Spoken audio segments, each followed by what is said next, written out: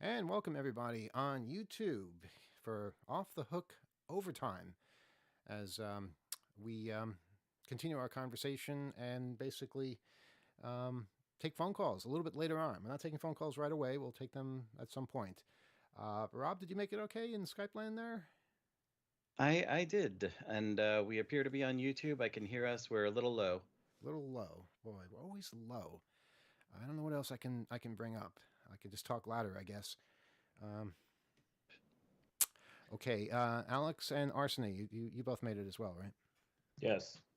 Present. Okay. And Gila is on her way back to her seat. Okay, as long as she doesn't go back to the subway. Yes.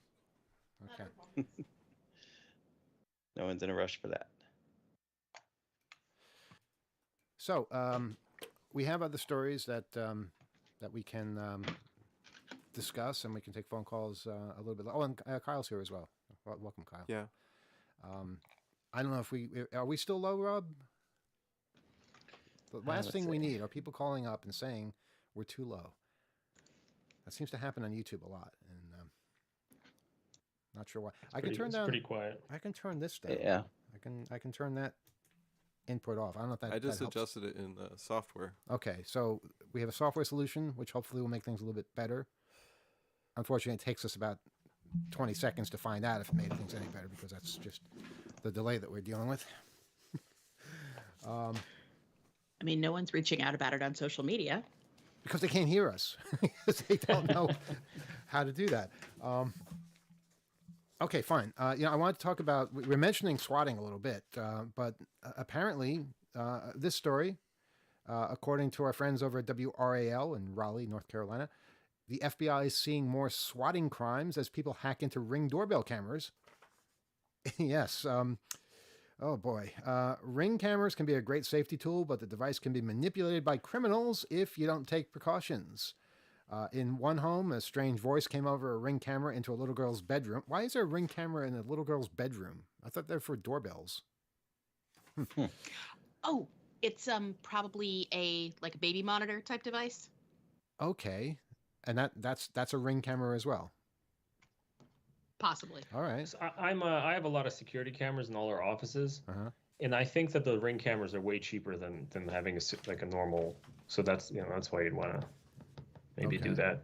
Okay. Well, apparently these things are getting access like crazy. There's another instance where cops knocked on the door of a home after responding to a fake call of a disturbance. And both are examples of what the FBI calls ring swatting. I'm not sure why the FBI is taking the lead on this. Maybe state lines are being crossed. Well, actually, two men have been accused of carrying out a nationwide swatting spree and hacking into dozens of Ring cameras. And they have been indicted by a federal grand jury in California. So I guess in their case it's federal because they were traveling across the country doing it.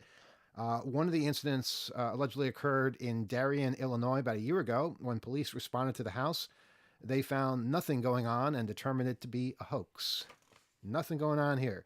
The cameras are vulnerable because they are not properly secure, it said Cyrus Walker, who's a cybersecurity expert with Chicago-based Data Defenders LLC. According to Walker, you have to not only secure the cameras, but the internet network that allows them to connect to each other and the outside world. Who knew? The one thing I recommend is that users make sure their wireless networks are as secure as they can be, which means that they have strong passwords, that they are not broadcasting their SSID, that they have encryption enabled to the highest degree, and that they separate the networks.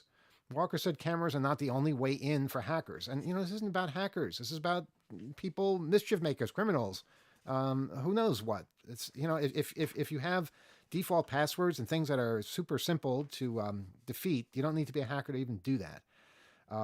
You can get in with TVs, you can get in with game systems, you can get in with refrigerators that are connected to the internet for some reason with default passwords. All of a sudden you hop onto that and you're on the internet, on their internal network, and you can control other things. This guy said the first thing you should do when you buy a new connected device is change its default security settings. The device that you bought, someone else bought that also, and they have the same default settings. So it's extremely important that when you crack the tape on that box and you plug it in, the very first thing you do is change the username and the password on that device so that only you have access to that device at that point until you lose the piece of paper that you wrote it on and you have no way into your damn refrigerator. Yeah.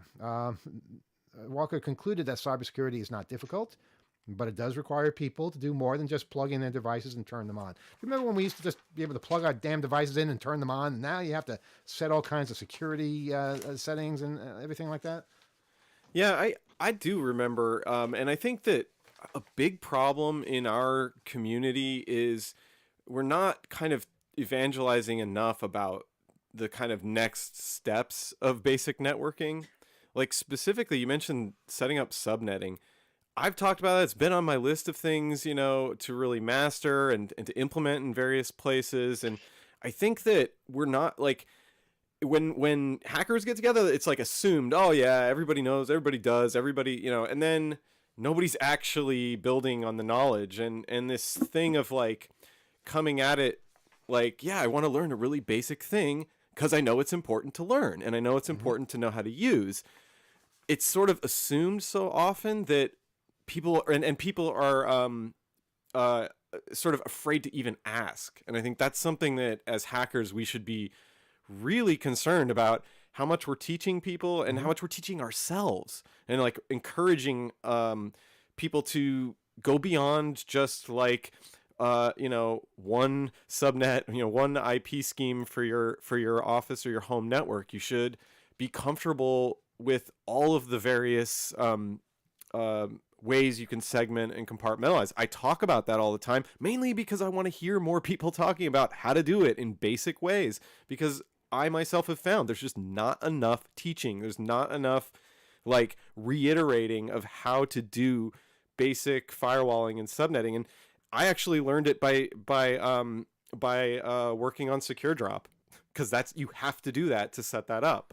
So, it's learning by doing. We need to be a lot less like elitist and make less assumptions, because the stuff we talk about seeps out and becomes stuff that the mainstream absorbs. And if we're not talking about it and we always make assumptions that, everybody's on this certain plane of understanding, right, I think we do a real disservice to ourselves and everybody who might listen to us. Oh, absolutely. Well said too. And I get that same frustration where, I'm questioning something involving technology, something involving perhaps an appliance, and met resistance for, criticizing or questioning or trying to figure out a way of doing something differently and not just following the rules. And I can imagine people who don't have any technological knowledge or ability to speak of and have no interest in obtaining more of it, what they have to deal with just to basically cope in today's society. Yes, Rob. It's also with this particular problem, with the issue of swatting, it's important to recognize why this is particularly a problem with, say, these Ring cameras, because part of the culture behind the people who would pull a stunt like that is with a hacked Ring camera or some other way of watching, they get to see the chaos that they're unleashing upon their victims. And this is also why swatting is something that a lot of people who do things like live streaming games, Twitch, things like that, are finding themselves at the mercy of people who would unleash a swatting on them, because then you get to watch the swatting happen and you get to see what's going on. And so when you're putting in cameras in your home and you don't control fully where that video signal goes, or you don't secure that video signal in all the ways that you can, you're putting a great deal at risk. Can someone explain to me why a refrigerator would need to be on the internet? I'm trying to figure that one out. I mean, okay, I guess you want to turn it off maybe if you're away, but why? Why do you want to do that? Gila, do you have an idea? Well, I mean, okay, I would like to preface this by saying that I don't think a refrigerator needs to be connected to the internet. I'm not endorsing this concept at all. However, there are people who think that if your refrigerator is connected to the internet, that it can analyze what's in it. And it can say, okay, you have 8 eggs and a block of cheese and a bunch of chives. Here are 5 recipes that you could make with these things. And also I can add material to your shopping list because of the thing, like you're missing one ingredient that you would need. So I'm going to add this to your shopping list, and then you can go to the store and come back and here are 5 more recipes you can make. Again, I'm not endorsing this as a concept, but this is the selling point. Is that where we are right now, where we need some device to tell us how many eggs we have? I mean, you know, you're capable of opening up the door and seeing that yourself, and then looking up something and saying, you can even say to a personal assistant, hey, give me a recipe for this thing. Instead, it's making these decisions for you and just being a bit aggressive, I think. No But the real trade-off is that you know, you have a security vulnerability because you have a refrigerator with a default password. Actually, that R plate we talked about would be a pretty good display for a fridge. It's got the e-ink. Just turn it sideways. GPS. Yeah. Wow. I don't know. You know, sometimes I think we get what we deserve, and we should always have the ability to not have to be on the net for every little thing. So as long as people have options and they get a refrigerator that just refrigerates and does nothing more, you know, I think we'll be okay. I think there's an undervaluing of being not on a device, and what perhaps these manufacturers are thinking is the behaviors in society right now are such that people are constantly looking at screens. So the idea that, well, let's just make them more comfortable, you know, like we'll just add to the sort of landscape of information, the availability that they're so accustomed to now. And it's just like they're swept up into the behaviors, not realizing that they could actually differentiate and sort of, if they're thinking in a more counterintuitive way, that perhaps this is the last frontier of device that's not connected, and that's a selling point. You know, it's all how you look at it, and think of the, you know, the additional components and supply chains you're reducing by not doing that, and so forth, and scaling, and maybe you can have a better product as a result of not trying to throw all these features just out of consumers' a perceived comfort they need.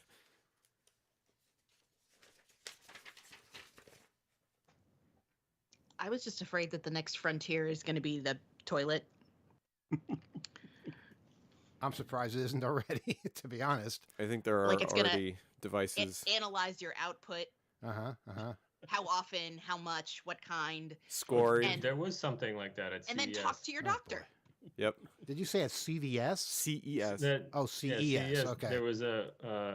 There's a tool. It's like a $400 analyzer. Put it in your toilet and pee on it. Say no more. Let's move on to Alex. I'm curious about your opinion about this new Louisiana law that's going to require ID to view porn. Any website that has more than 1/3% pornographic content is now being held responsible for checking users' ages if they are residents of Louisiana. As of Sunday, January 1st, a new law requiring those websites to verify individuals' age using a government-issued form of identification. It's called HB 142. It was introduced by Republican Representative. Do I have to even say that? Representative Lori Schlegel. I can't wait for her license number to be spread around and used for as this. It should be. As it should be. It aims to not only keep anyone under the age of 18 from watching porn, but to hold accountable the websites that readily supply it. Pornography is creating a public health crisis and having a corroding influence on minors. This is according to legislation. Due to advances in technology, the universal ability of the internet, and limited age verification requirements, minors are exposed to pornography earlier in age. Pornography is destroying, now we're going on to her words. Pornography is destroying our children. You know, children are destroyed, and it's because of pornography. That's why. That's the reason. It's obvious. They're getting unlimited access to it on the internet, and so if the pornography companies aren't going to be responsible, I thought we need to go ahead and hold them accountable. That's grammatically wrong for one thing, but regardless, yeah, when I was a kid, we had magazines, and there was no age check on the magazines if you had one in your hands. I have a story about that. We all have stories about that. Yeah. But this is insane. Alex, any legal thoughts about this? I mean, it's so crazy. It really is. I mean, What the hell is this beeping? is just, absolutely nuts. Something's beeping. Wait, hold on a second. Can whoever is beeping or whatever is beeping, please stop it. You heard that? You actually heard that? I hear what? Yeah. It's you. Are you beeping? No, I think that was 9 floors down from me outside. I think a truck was backing up.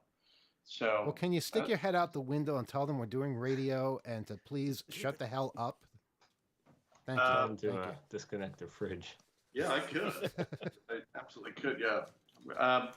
In any event, back to the issue though of requiring some kind of identification in order to view porn. I mean, I could you imagine a situation where that data is then misused? I mean, it's totally insane. It's really nuts to think about this. It's also crazy to think that kids aren't going to figure out a way around that. Number one, to access pornography. The thing is, like, if they actually implement that law, the only thing you would have to do to avoid it entirely would be to use a VPN. Right, so I think VPN services that run in the state of Louisiana, unless they're going to outlaw VPNs, there's going to be absolutely no way to enforce that. And I just think it, as a law on its face, seems to be protecting minors. I see it as particularly privacy intrusive, not necessarily something that would be unconstitutional as I understand it at the moment. Right. I mean, there are so many other flaws, though, with the law that I don't think it would need to be unconstitutional for it to be vetoed or tossed in the trash can, because it's also, in a sense, requiring these porn sites. Right.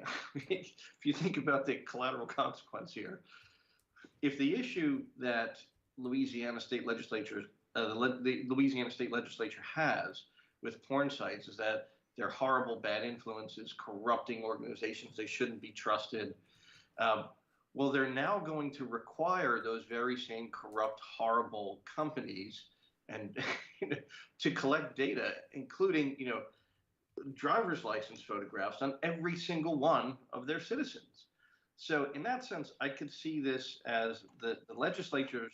Why can't I speak? The legislators in the legislature, putting their own citizens at risk because of some ridiculous notion that children are at risk from pornography on the internet. I mean, it's just that the internet has been full of pornography for so long. If that is the case, it's really taken them a long time to wake up. And the thing I really don't get is, do they not know what VPNs are? I don't want to keep harping on VPNs, but a VPN will simply allow you to disguise where you're coming from and bypass this entire thing. One other thought I had is that this in their mind is the solution for the children. Uh-huh. How many times has eliminating any concept of sex over history, how is that gone? I mean, there's, like Alex indicated, there's ways around these things. Determined people will seek out those alternatives, as you said, and in whatever form Kyle, it takes. the hope is that one of those alternatives is a Bible. That instead of picking up, porn, they'll pick up a Bible instead. There's a lot of that in there That's too. always number two. When number one is porn, number two is religion. But it's not the thing, Right. And just treating it as though, oh, we'll just do this. And of course, the adults, they're the ones that have to submit and suffer this to basically to treat adults with suspicion, hostility, and basically they pay the costs in the interest of these specious minors out there that are being ruined. Go ahead, Gila. Whose responsibility is it to figure out what sites are 33.3 or more % pornographic? Yeah, that's a good question. I was thinking about this, right? Like, if you think about, first of all, who's defining what is pornographic and where that line is drawn. And if you know, there are times when you're just surfing, I don't know, going through Twitter, going through your social media, and you're flipping and you're flipping and you're flipping, and like joke, penis, it happens. Also, having grown up in an abstinence-only world, I grew up in the Midwest in the 90s. Pretending sex doesn't exist doesn't make it go away, and in fact, makes kids more vulnerable to sexually transmitted infections, pregnancy, rape. If you don't know what you're saying no to, you also don't know if you don't know what you're saying yes to, you don't know what you're saying no to. And the more we hide it, the more dangerous things become. I was talking to a friend of mine about something else, and I said, if something is defined by its absence, if the point is the thing's absence, then its presence is much more weighted than it would be under other circumstances. But yeah, and you know, what if something is 33.2% pornographic? We're okay with that? Yeah, apparently that's all right. And where's the upset over violence and other things that are ruining young people? You know, it just seems like a very specific case, and as Gila indicated, it's, you know, it's got implications for their overall health and development if you completely stifle any kind of education about it. They want it out of the schools, no information about anything, and just like you said, from the Bible. Go ahead, Rob. There's also the fact that, like, the people trying to regulate pornography have been doing historically such a bad job of defining what pornography is.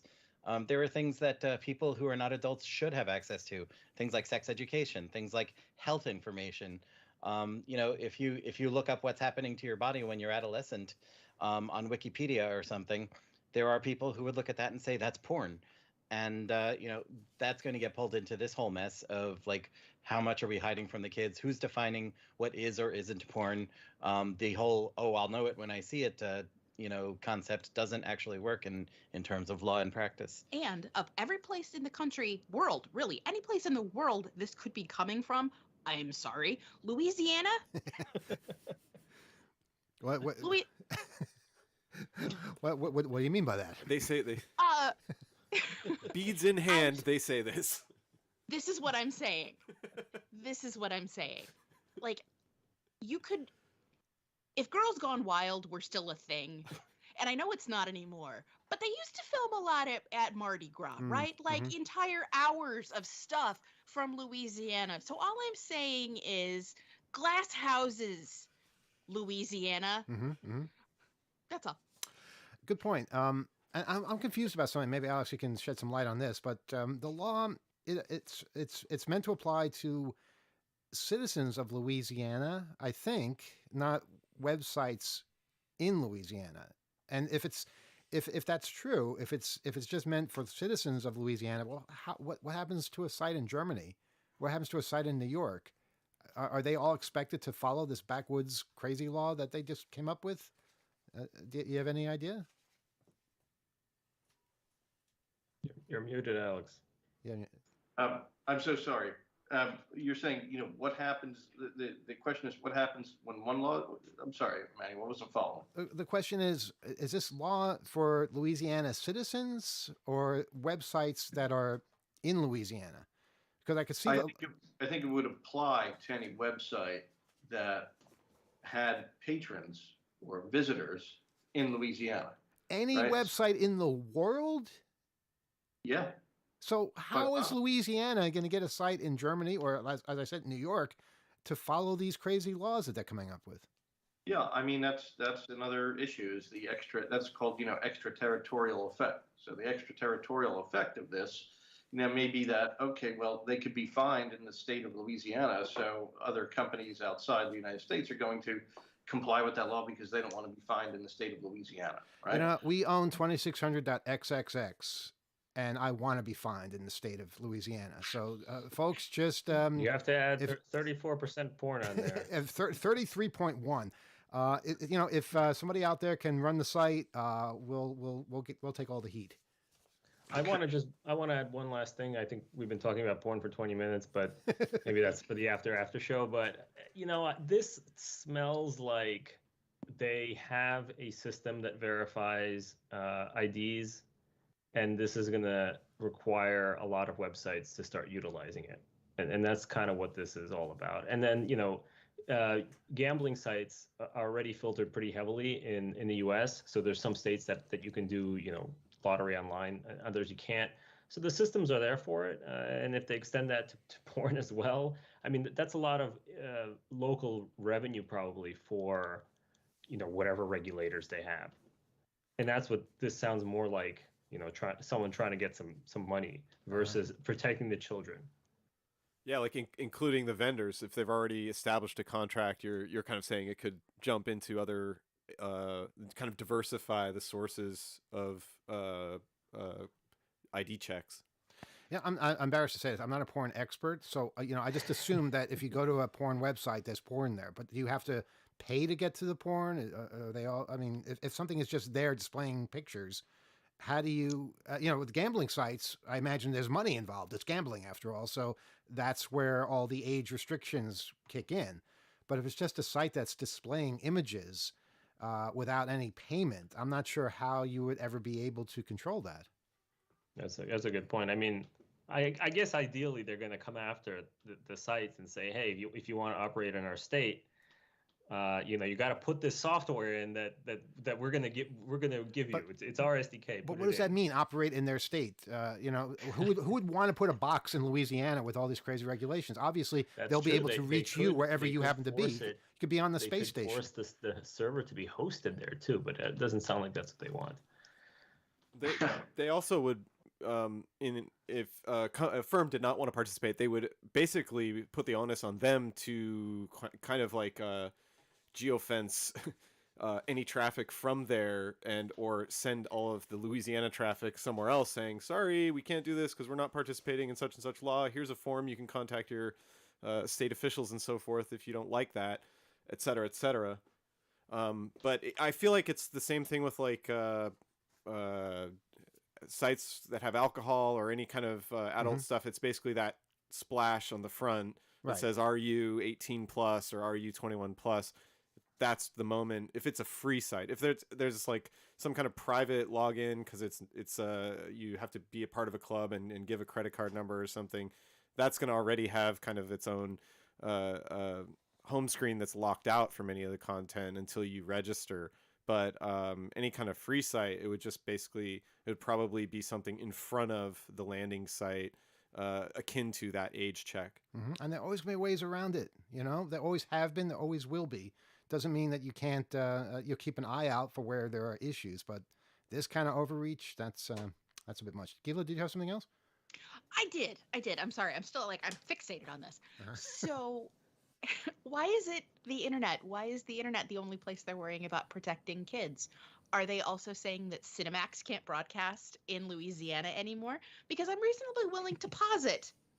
I mean, I'm sorry to pick out one specific network, but I mean, come on. We know what those schedules look like. Is that 33.3? I said I'm not an expert, but I do know that that's not porn on Cinemax. But would Louisiana say that it is? I mean, are we talking about measuring insertion points? Are we talking? I mean, like, I'm serious here. Plus or minus 10% side boob.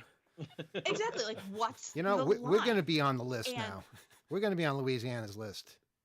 I have a question though for Gila. Yes, Alex. What do you mean by insertion point? Alex, there are books we can recommend where you can catch up on all this. I'll send you some web links. You have children. You have 2 kids. I don't get this. Yes, I needed a diagram for that too. So, I'm just saying.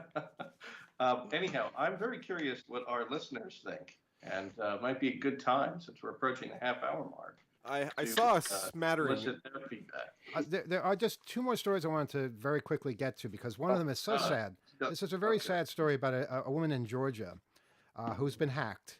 And Google sends me stories about hacking, and their qualification for what a story about hacking is has gone down recently. See if you can find what the line is these days. But basically, hackers apparently broke into Sharon Barber's Chick-fil-A app this week, and there's nothing funny about a Chick-fil-A app, Gila. I'm terribly sorry. Carry on. They loaded it with hundreds of dollars from her checking account. I think the problem is they broke into your bank. Oh no, they didn't break into her bank because she gave the Chick-fil-A app access to her bank. That's what happened. And this is the best part of the story, which comes from WSB TV. They seemingly ordered half of Chick-fil-A's menu. Seemingly, because they haven't finished the research on that yet. They don't know if they've actually ordered half of the Chick-fil-A menu, but seemingly they did. They spent $100 so far, said Barbara, and there's about $100 left on it, on her app, I think, not on the menu. Barbara says she feels helpless watching the charges rack up on her app. She's just sitting in her house looking at the money go away and all the Chick-fil-A is going to some hacker somewhere. She's in Augusta, I imagine drinking scotch or something, watching this happen. They order whatever their heart desires at 2 Chick-fil-A restaurants in Maryland. But don't they have to go to those places? If you know where they are, I mean, it's a news story, so it seems like they should be able to catch the people. No matter how many times I change the settings, no matter how many times I change my password, they still are able to hack into my account. Well, she's one of countless Chick-fil-A customers across Georgia and the country who say their Chick-fil-A accounts were hacked this week. Something tells me there's a problem with the app. That's the common denominator there. The Atlanta-based company calls the activity on their app suspicious and fraudulent. Oh, gold star for them for figuring that out. They're encouraging victims to call their Chick-fil-A Cares hotline. Yes, there's a Chick-fil-A Cares hotline. And please, I'll give a prize to whoever can get that number because it's not listed in the story. The Chick-fil-A Cares hotline. I want it. I want to know how much they care. I waited over an hour to talk to someone, said Barbara. And when I did, they just kept reassuring me that my bank will give me back the $200 that was stolen. But that can be a lengthy process.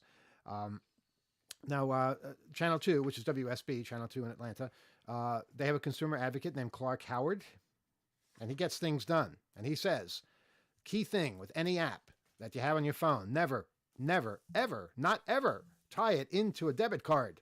If that app is ever breached, that debit card is a direct tie-in to your checking account, and the money you need to live on and pay your bills is gone. Yeah, so listen to Clark. Knows what he's talking about. Yes, Gila. No, I'm kidding. If you go to the Chick-fil-A customer service website, there's currently a splash bar on top that says, we are investigating suspicious activity on some customer accounts. We're committed to protecting customers' data and are working quickly to resolve the issue. Learn more. Also, I found the number within like 2 seconds. And they're open. They're answering until 10 p.m. tonight. Okay. If you want to call them. Well, I don't want to call them. Want the number? I don't want, but I do want the number, yes. Okay. It's 866-232-2040. And that's toll free. Wow. That is toll free, and they're open until 10 p.m. Eastern, Monday through Saturday. They're not open on Sunday. There are no Chick-fil-A's open on Sunday. And you know, I had this idea years ago when Chick-fil-A came to Long Island. Since they're closed on Sunday, and since they're very anti-gay, why isn't Sunday the day for everybody to simply plant rainbow flags at your local Chick-fil-A? Because nobody's going to be there to tell you not to. And it can just be known as the gay place on Sundays. Or add it to their Chick-fil-A flagpole. Because they all have one, yes. Yeah. Absolutely. McDonald's, too, if you want. But my real question is, why? And again, this goes back to a question about refrigerators on the internet. Why do you need a Chick-fil-A app to buy Chick-fil-A? Why can't you just buy Chick-fil-A? Go ahead, Gila. You have the answer to this, too. Yeah, because for the same reason that you have the Dunkin' Donuts app or the Starbucks app, or, you get your loyalty points, you get your free stuff, you special offers. I will admit I'm a sucker for a special offer, and yesterday was Starbucks Double Star Day, and it was very exciting for me. Okay, but you know what? I go to a coffee shop too. It's not Starbucks, but I go to a coffee shop and I buy something there, and I use a credit card, and I get points. And occasionally I redeem those points and get free coffee. And I don't use an app. I just use my credit card. And they keep track of customers that way. Isn't that enough? They're taking better care of you than Chick-fil-A does, I guess. Well, that's not hard. I think there's a couple things going on. The systems, like the kinds of terminals, a lot of places are using Square, Clover, or Toast, whatever these different touch screen POS checkout systems are.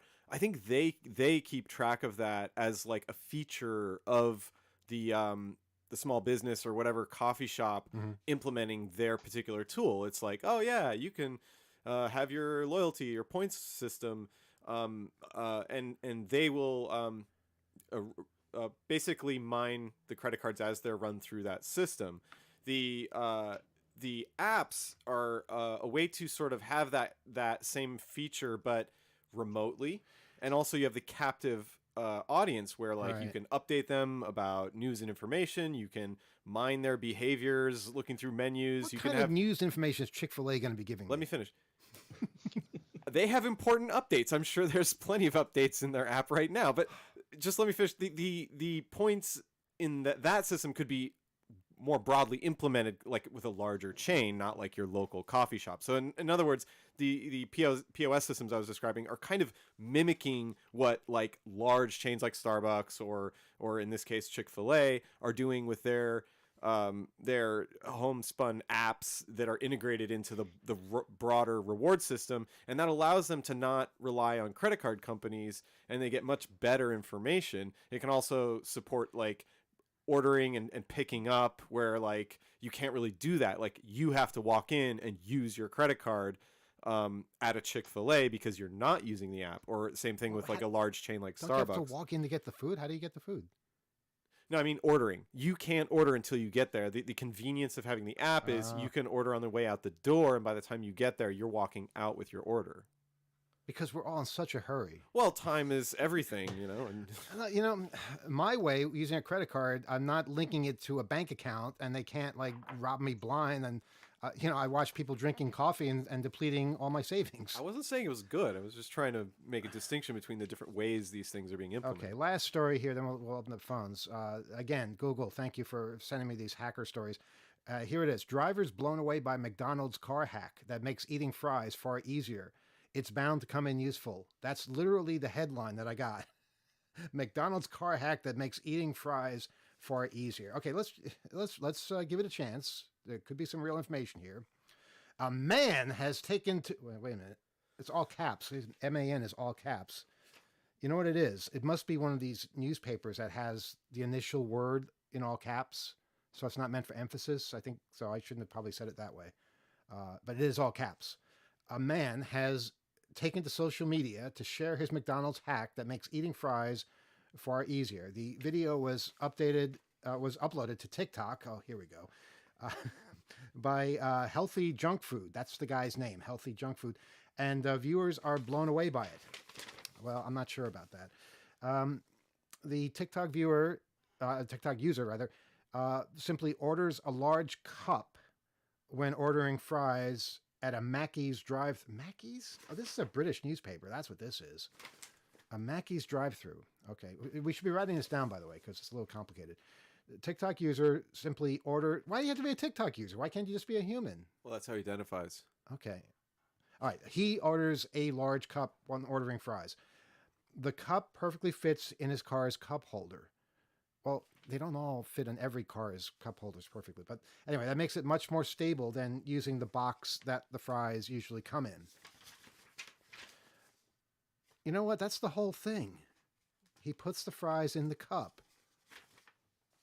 Or else it gets the hose again. No, it's...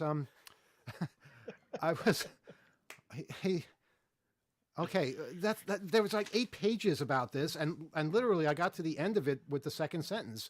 He gets a big cup and pours fries into the big cup, and he feeds off that while he's driving, and that's the whole thing.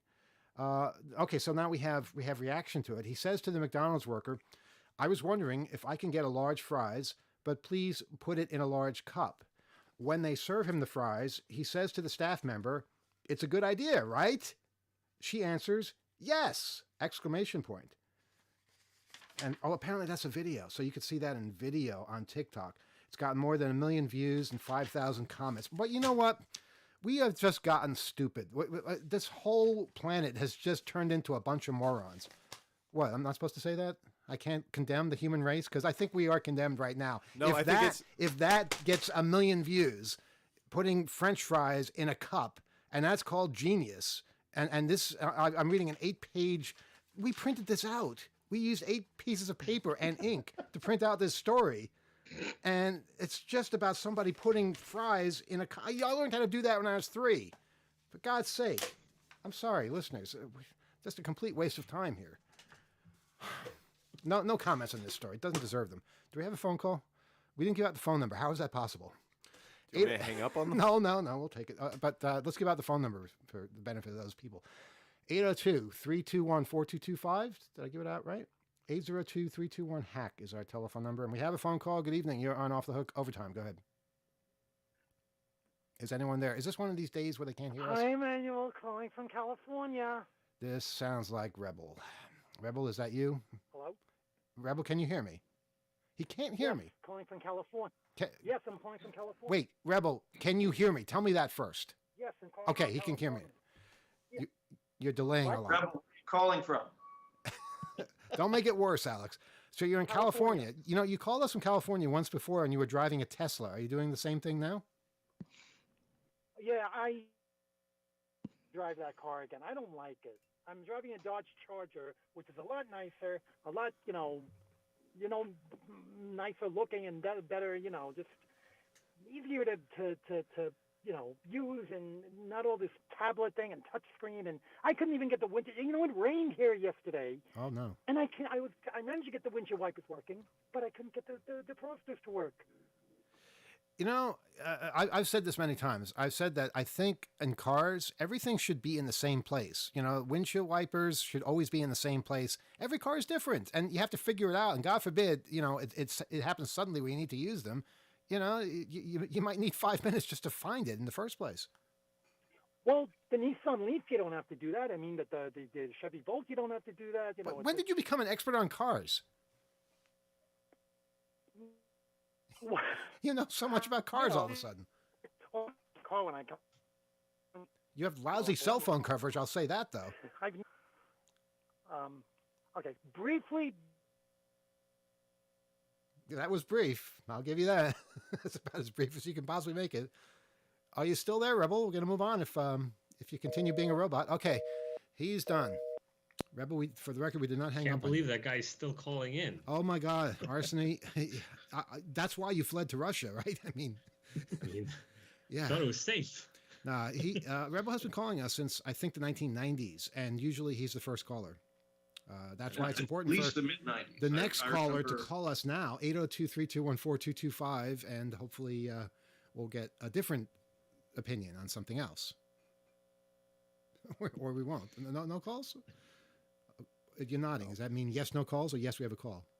I don't know. Kyle, you keep nodding. I don't know what that means. That's part of the fun. Oh, yeah. Drive me crazy. You're supposed to pick up on it. No phone calls. Okay, I'm picking. Wait, should I pick up? No, pick up on my... you know what? Forget Why it. do you use deserve that this. particular Here, phrase? you have a call. Why don't you just say that to start with? Good evening. You're on Off the Hook Overtime. Okay, sorry. Oh, I was for using God's sake. voice over IP. I'm out of I'm here. using voice over IP. I don't know. I guess I must not be getting very much internet. When that happens, Rebel, you have to talk louder. That's how you keep the IP. Pay your I'm bill. talking louder. I'm All right. There it is. 'Cause- no, it's not. It's No, not you- me. It's the internet where I am. Let me explain. The IP is weak.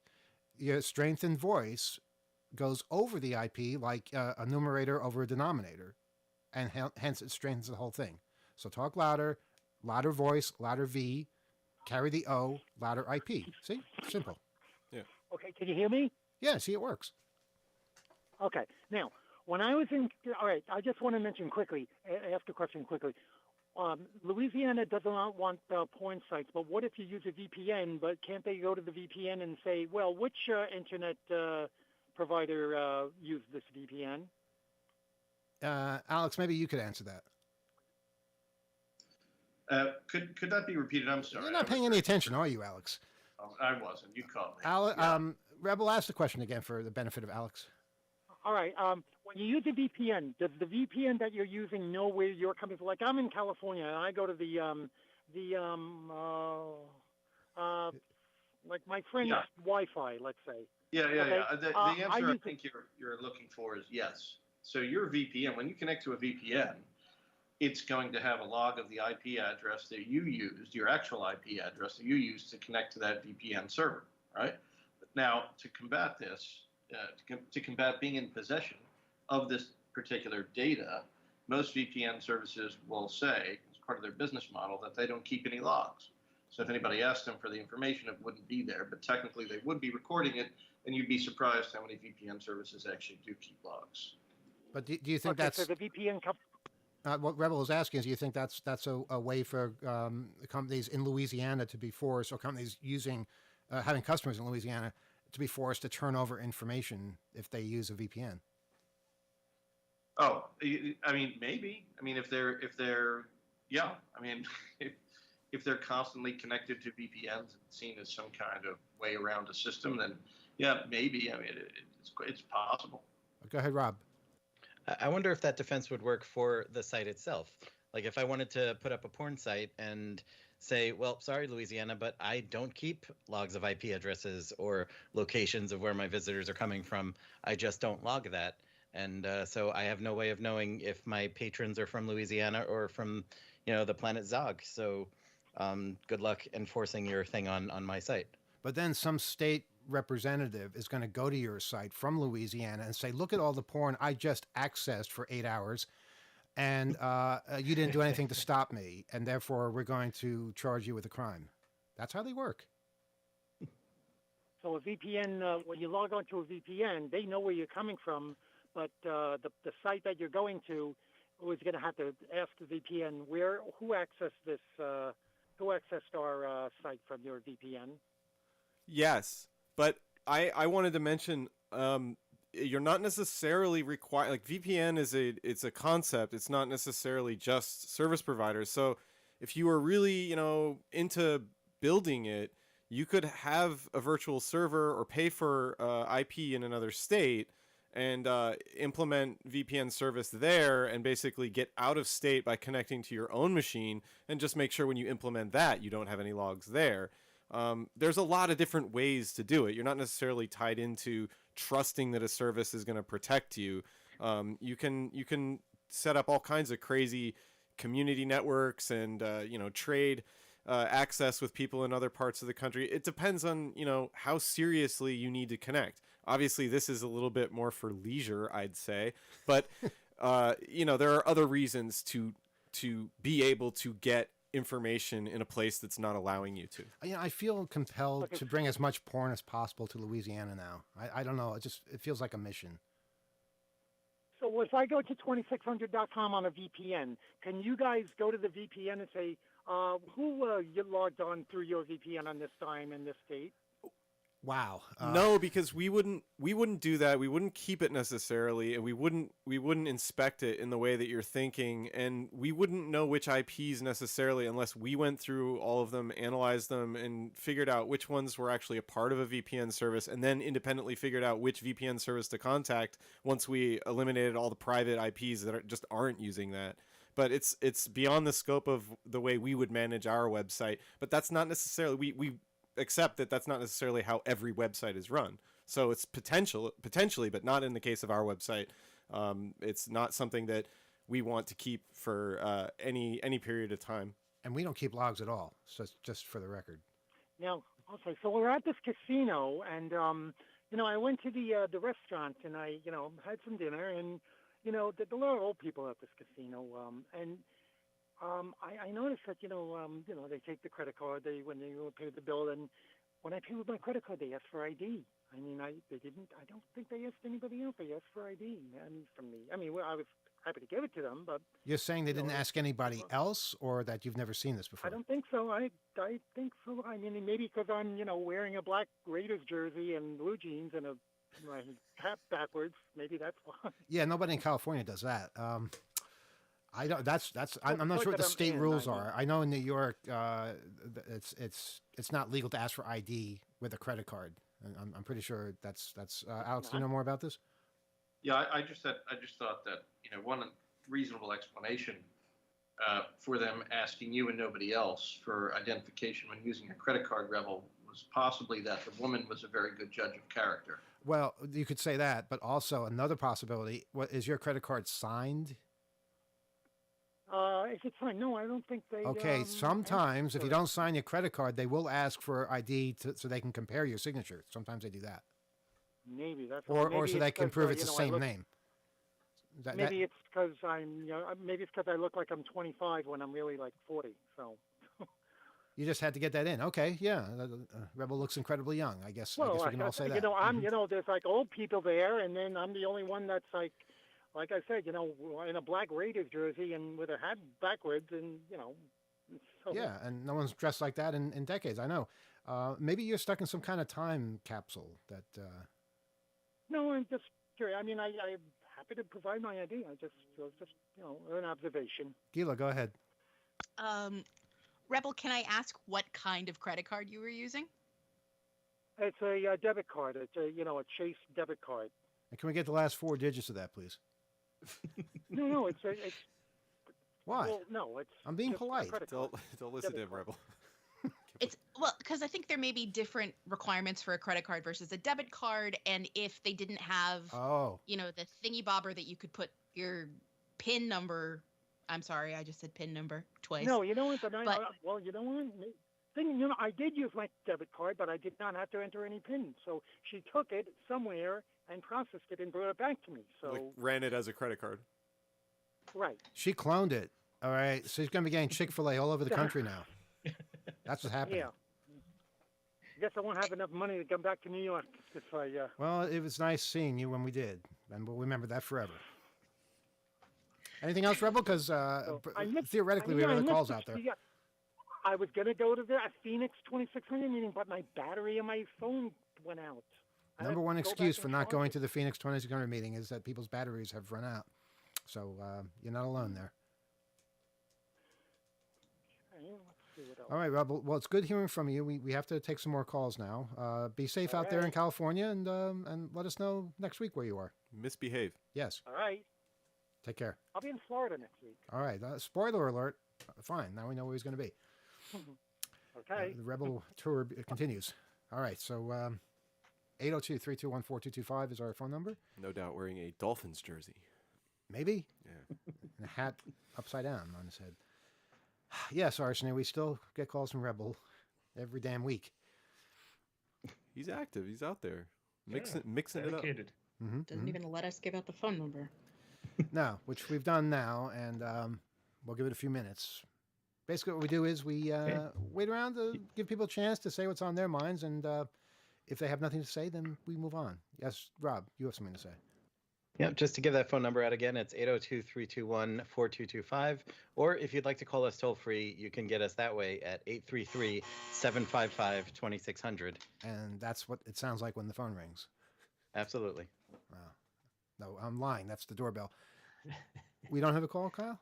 Okay, you know what, folks? We're going to just leave in a few minutes because we've said everything we have to say. So now's the time where you can say what you want to say. And it doesn't matter, new callers, old callers, just give us a call. But next couple of minutes, we won't have anything more to say. Yeah. Anything that you've hacked that you noticed that was unusual, technology, telephones, news stories that you thought would interest us and that we missed somehow, anything, we love to revisit stories. If you have updates for things, it's all welcome. That's what this hour or so is for. Yes, Rob. And just to give out information on something that'll be happening 4 weeks from now, actually, the next 2600 meeting, the one in February on the 3rd, Friday the 3rd, after that, there's going to be a little memorial get-together in honor of our friend Jim, who we recently lost. Pam, Jim's widow, has arranged a gathering that's going to take place at a nearby diner. And so if you're local and you come to the 2600 meeting, you want to come along to that, the information is on nyc2600.net. Yeah, can I say, I had an opportunity to visit the Citigroup building in recent weeks, and I am amazed by what they have done to that space. It is such an incredible hangout. There's all these little places that you can go to have like a conversation with somebody, like just counter space with, it's kind of like being in Tokyo, all these little tiny places where they serve all kinds of different things. All types of food. Yeah, all types. There's multiple places to get a drink, and it's just really fresh and expansive. Lots of Yeah. places to sit. Yeah, you don't have to go to an establishment. You can sit out in the open area. And I imagine, Rob, I haven't been to a meeting in a while, but you don't have to go anywhere afterwards, do you? You can simply stay there. No, you really don't, because there's a lot of stuff to eat. There's a lot of options, stuff that fits all sorts of dietary requirements. Mhm. There's a halal place, there's a kosher place, and there's a pizza place. So that's all three of the food groups right there. I didn't see But a single big chain. They all seem to be fairly yeah, independent. yeah, and everything I've tried there so far has been pretty good. It's a decent food court, and it's really pleasant what they've done with the place. It's almost worth those like 13 years of remodeling they were doing. Yeah, Unbelievable. Took a lot. 13 years. I don't think it was 13 years. Felt like 13. Yeah, it did. Do we have a call? We do. Oh, okay. Let's see who's out there. Good evening. You're on Off the Hook Overtime. Go ahead. Hi, this is Johnny Fusion. Hey, Johnny. How you doing? I'm doing pretty good, feeling better. Yeah, you called us a couple of weeks ago about articles you had written, and you were getting over some health challenges. Yes, indeed. Got some good news from my doctors Okay, that's great. at my clinic this week, so that Uh-huh. was good. Good to hear. Fantastic. And hopefully, Working on a new article. yeah, I was going to for say, you hopefully you're guys. writing another article for us. That'd be great. Yeah, I put down about 1,100 words on it this morning Nice. to go on with the 1,500 words I wrote earlier. That's 2,600 So, words. Did you add them up? 2,600. That's what you get. Yeah, 2,600 words right now, and it's almost done. Cool. Just working on the conclusion. Okay. All right. Well, we encourage anybody out there, and just like you're doing, write freely as just an exercise. Get ideas out there.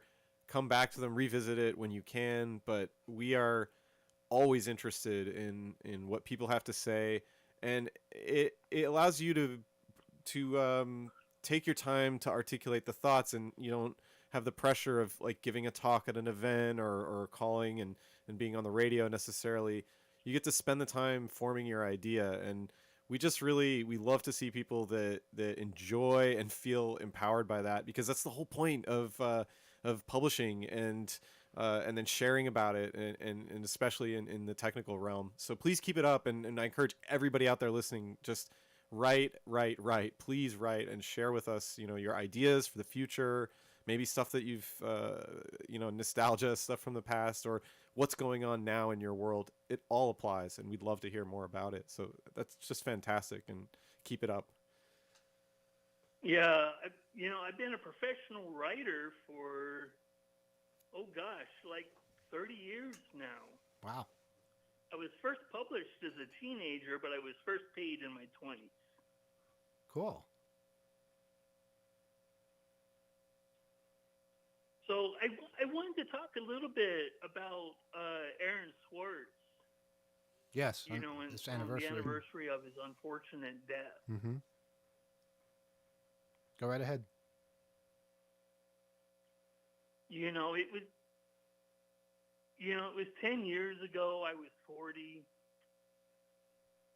And I remember just being shook because I followed his career, him starting Reddit, and I think he just embodied the hacker ethic, especially with this thing that the federal government both prosecuted and persecuted him over. And that's the sharing of information. Like, he was trying to make information more freely available. And we had this really bad law. And they just said, we have this bad law. Here's someone doing something that's costing these journals potential money. Because, like I said last time I called, capitalism ruins everything it touches, and it touches everything. Because, that's really what the crime was. They were making less money from these academic journals. Mm-hmm. But but information should be free. I mean, that's the cornerstone of the hacker ethic. And I really don't consider it a suicide. I think the government killed him, honestly. Just because it was such an over-the-top prosecution and what he was facing sentence-wise, and the way the law was written, he couldn't mount a good defense. And it was a real miscarriage of justice. Couldn't agree more. And, we've seen the effects it's had on people in the past. We've seen the overreach. We've seen the overzealous prosecutions of individuals in the past. And Alex, you know this quite well. The success rate, if you call it success, of the federal government when prosecuting cases is close to 100% because they have unlimited resources, and the people that are trying to protect themselves or defend themselves don't, and they either have to plead to something as part of a plea agreement, or they simply lose a good part of their lives, and in some cases they lose their lives entirely. And I agree with the caller that we can put the responsibility for his death on those people that did not see this as a human being. They saw this as a threat that needed to be stopped by any means necessary, and it's unforgivable. Alex, go ahead. Alex, you're muted again. I know it takes a second to unmute, even these days. One thing I feel compelled to mention about Aaron Swartz and sort of remembering him and just kind of putting things in context too. But our very own Virgil Griffith actually worked with Aaron Swartz. They were buddies. They worked together on the Tor 2 web proxy, and it's something I think about a lot. There's a lot of parallels between those two cases, and I don't want to reveal it, but Virgil and I have even talked about that, and it's just such a tragedy in both instances. It really, really is. It's horrendous. Yeah, 10 years, unbelievable. The things that he could have contributed, accomplished, shared in those 10 years and beyond, it makes me really angry that we've all lost so much. Kyle mentioned Secure Drop before. He was fundamental in the development of that invaluable app, and so much more. Yeah, I think about that every time I'm interacting and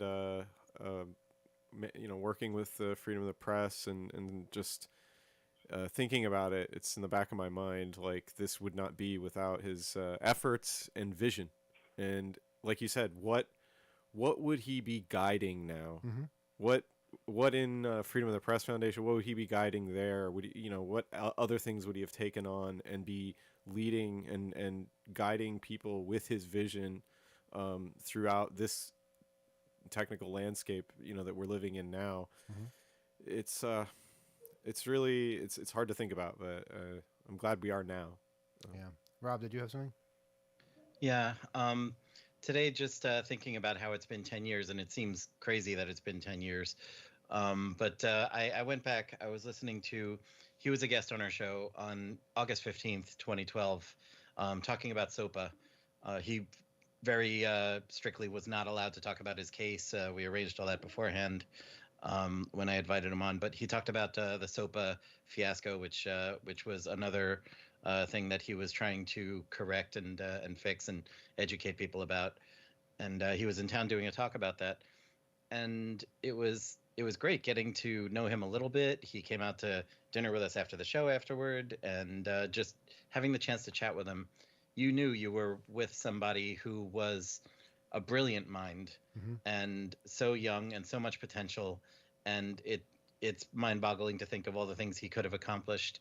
I also went back and listened to our episode from January 16th, 2013, which was our first edition after Aaron's death.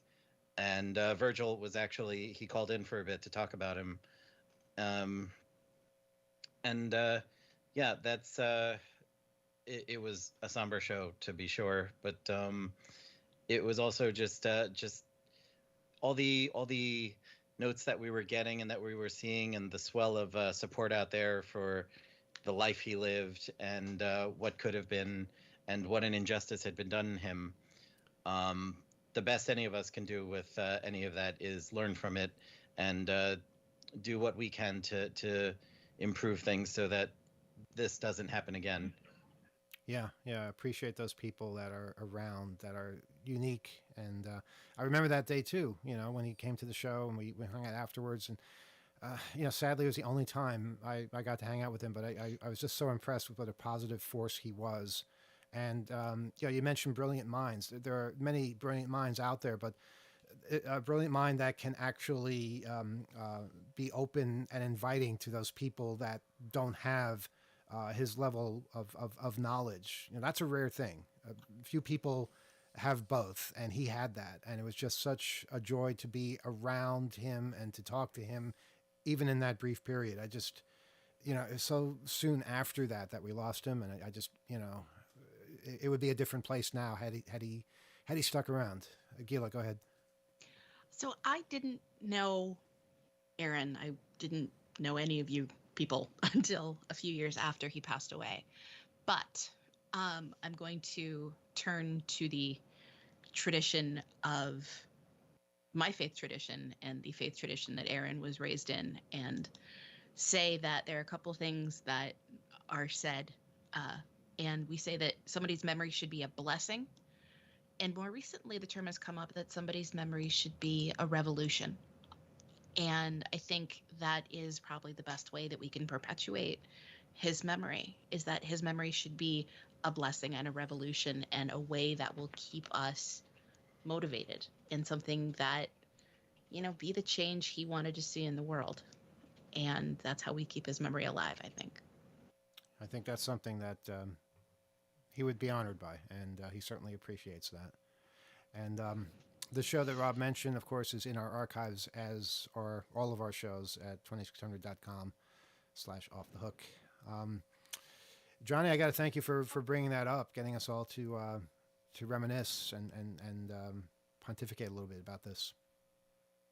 Yeah, I listened to his SOPA show this afternoon before the live show today.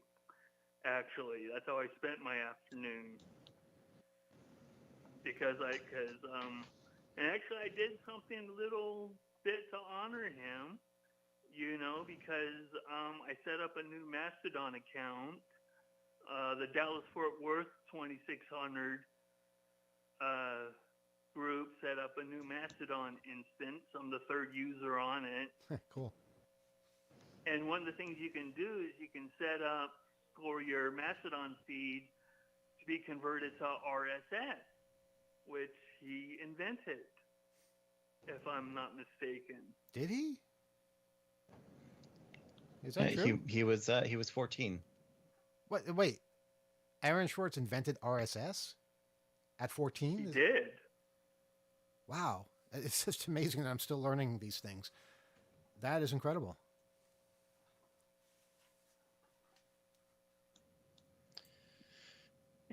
It's like he has such a legacy.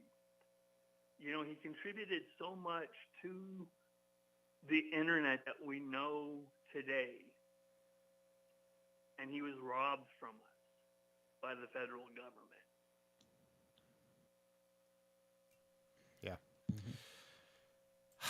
It's not just the federal government. It's the attitude. The attitude of punishment for stepping outside the norms or challenging the system. You see that everywhere. You see that in schools. You see that, in local governments and state governments, and in people. And it's something we have to get away from. We have to embrace the differences. We have to embrace those people who are making new boundaries and challenging the old ones. And not think of them as enemies, not think of them as threats, because oftentimes they're the hope. They're a salvation of sorts. Yeah, that's one thing I like about living in California is we tend to embrace our eccentrics. Uh-huh. which I'm definitely one. Well, that's good, and embrace that, please. And please continue being that way. I would just like to say, coincidentally, it's also where Rebel is. All right, you know what? It just kind of blew the whole mood there, Alex. Thank you. But no, Rebel is definitely one of the qualifies, absolutely, and yes, it's certainly wouldn't have it any other way. The more the merrier, in my view. Yeah, I agree with that entirely. Arsene, was there anything you wanted to add to any of this? I just didn't want to leave you out. No, just happy to see you guys again, and definitely keep being weird, everyone out there. Well, you too, obviously. Johnny, again, thanks for calling us, and please keep writing that article and many more, hopefully. Yeah, I should be done in a day or two. Okay. Maybe tonight. Awesome. Well, we're waiting by the electronic mailbox. I'll be submitting it soon. Thank you. All right. Take care. Be well. Bye. And I guess we can open up just for one more phone call because it's getting a little bit late here, and we have to put the cows to bed and all that kind of thing. Yes, Rob, you have your hand raised. Just to be perfectly clear, Aaron Swartz didn't invent RSS single-handedly. There was an RSS dev working group that consisted of a handful of people from all over the world, but Aaron was one of them, and he was instrumental in it. Wow. And he was 14. Unbelievable. So unbelievable. Those of you listening, or whether it's now or in the future, there's somebody like Aaron that you know or know of. And you have to encourage that person and support that person and defend that person. They need us, and we can't allow things like this to happen again. And help guide them into projects like that, because that's a perfect example of whenever we talk about silliness and kind of young people doing just kind of seemingly just mindless stuff on social media. But that doesn't mean, and then thinking that that's the internet, like that's being online. And I think reminding people and steering people that are interested towards projects that are technical or that might be a challenge for them, it's a puzzle, that kind of stuff. I think it's just so crucial to remind people that are just getting familiar with the internet that it's not just one app, it's not just one website or one TV program you stream. There's so much to it. It is a lifetime of knowledge to try to learn about computers.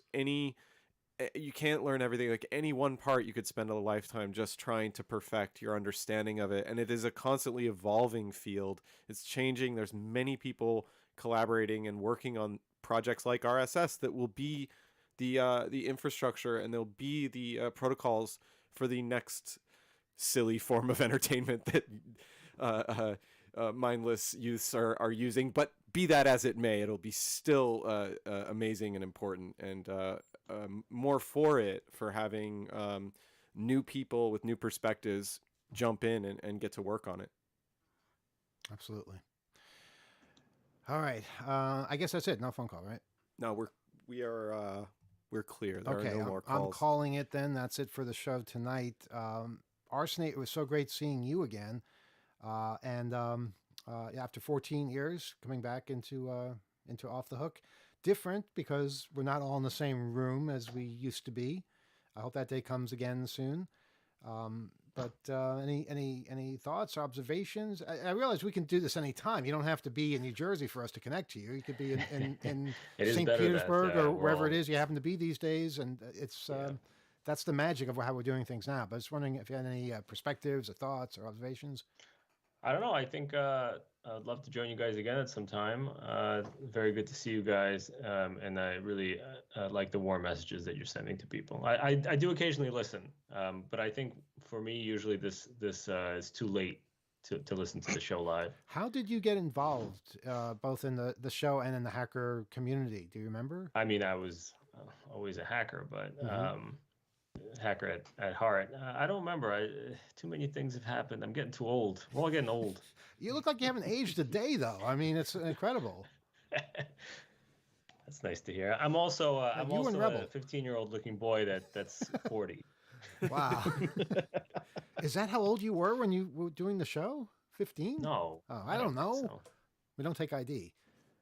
Yeah. Not like Louisiana. No. Although if we get broadcast into Louisiana, we might have to. I don't know. All right. Well, great seeing you all. And again, write to us, oth@2600.com. And we will be back with Overtime next week at 8 o'clock. And, of course, Off the Hook next week at 7 o'clock on WBAI. Please write to us, oth@2600.com. And you can find us all over channel 2600 on YouTube. I think we're still Hacker Radio Show on Twitter, but more importantly, I think there's a Mastodon for this program. Maybe Rob, you can give that out as well. Is that still suspended, or did we get it back? Yeah, did we ever get that back? Yes, no, we have it. It's Hacker Radio Show at mastodon.social.